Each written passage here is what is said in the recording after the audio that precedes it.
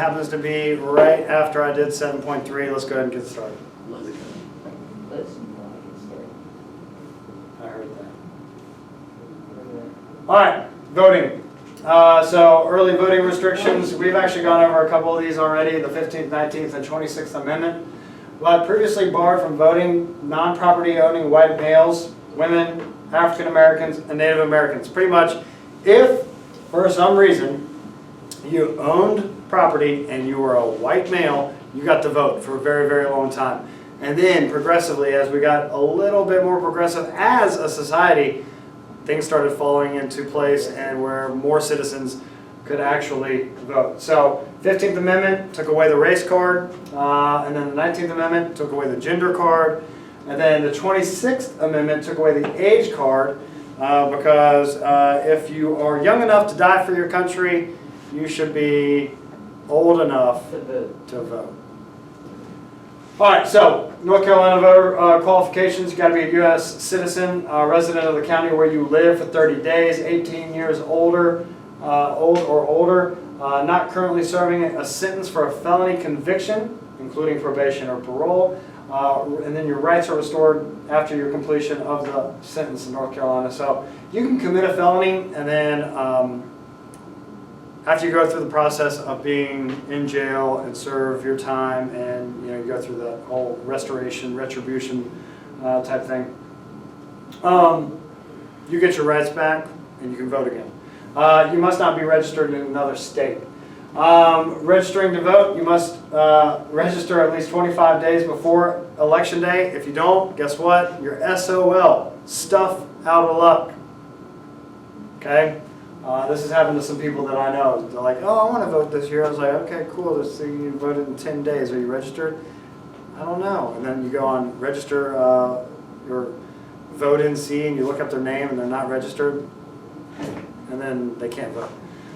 So you can register through the DMV, the County Board of Elections, libraries, public high schools, other state and county offices, mail-in registration forms. You can get it done. You receive a registration card in the mail about 1 to 2 weeks after you register. Steps in voting. So 1, prepare to vote. Be informed on candidates and issues. Oddly, you know that people just go in there because it is the cool thing to do, which sounds crazy because you wouldn't think it's the cool thing to do, right? But people go crazy about getting that stupid sticker. Okay? That sticker is so cool. So nobody's informed, they just go in, they do that, or they just go in and they vote for the one thing that they do know, which would be the presidential election, and they leave the rest of it blank.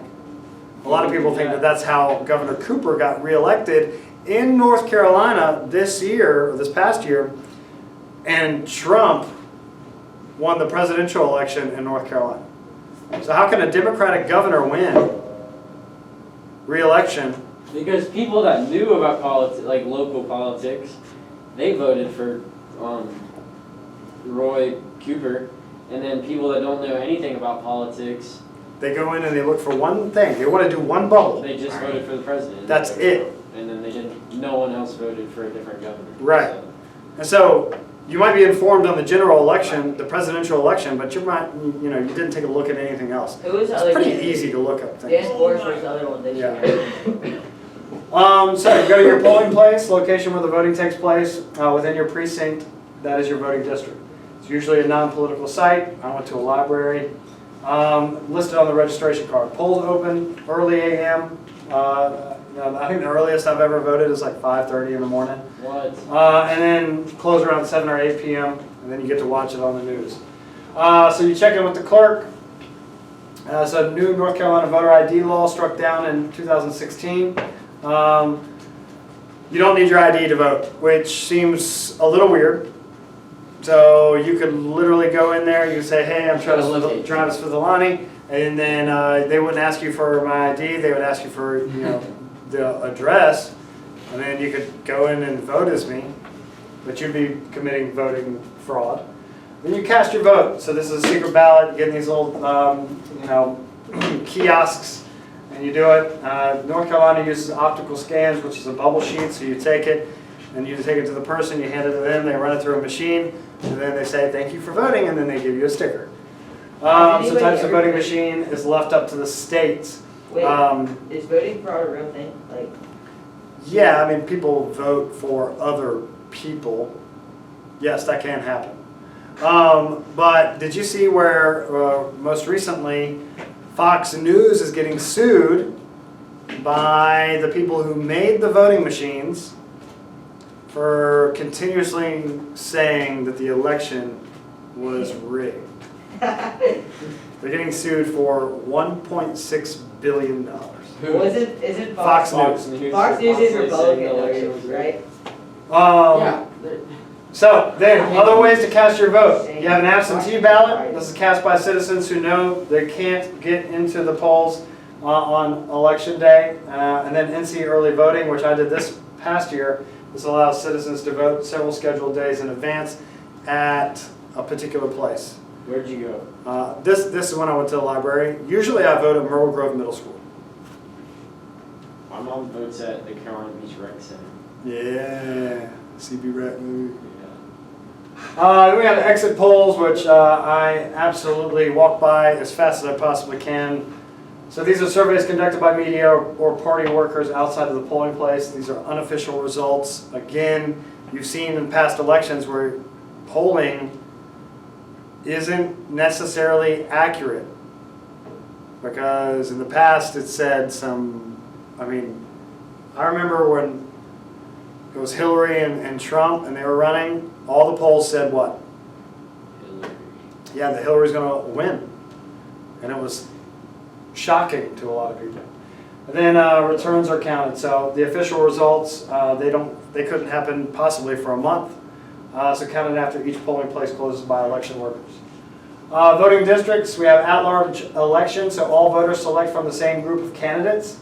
So examples for this would be senators, governor, lieutenant governor, North Carolina Supreme Court justices. Then we have our voting district elections. So voters will select from a different group of candidates depending on what district they live in. So United States House of Representatives, and then North Carolina House and Senate. So why do we vote? It is your civic responsibility. It is not your civic duty. Do not think that voting is mandatory. It's not. Okay? Voting, you get to use your voice if you want to. Nobody's making you vote. You should do it though, correct? You should. It is your responsibility. You should do it. That is the key word, should. If we were made to do it, it was mandatory, we must do it, then that would be a duty. That's what a duty is. It is your civic responsibility to vote, not your civic duty. In Australia, they have mandatory voting. You get fined $20 if you don't vote. That's how much. If I got fined $20 for not voting, I'd vote in every single election. I'm not giving $20. You know what I mean? I mean, some people may. I'm telling you, their voter turnout in Australia is at 97%. Guess what our voter turnout's at? Like 60, right? Yes, barely touching 60. Well, they should start charging. So this gives citizens a chance to voice opinions about officials or issues. So characteristics of voters: positive attitude about government. They have a higher education level, higher income, middle-aged citizens, higher voter turnout. Many do not vote due to apathy, which is just lack of interest. There's this thought in a lot of American citizens' minds that it doesn't matter who I vote for, my situation stays the same. Can you understand that feeling? Say it Or again. can you at least wrap your head around it? Yeah. It doesn't matter who I vote for, my situation is going to stay the same. Nobody's going to bring me out of poverty. And then all of a sudden you have an apathetic, Some people do think situation. There's a joke out there, it's like the apathetic voter party. If there was a political party that touched on those people, they'd win every election. All right, everybody, thank you so much for hanging on with me today. I know it was a little longer, and I'm so sorry about me being sick the other week, but that second vax just hits different. All right.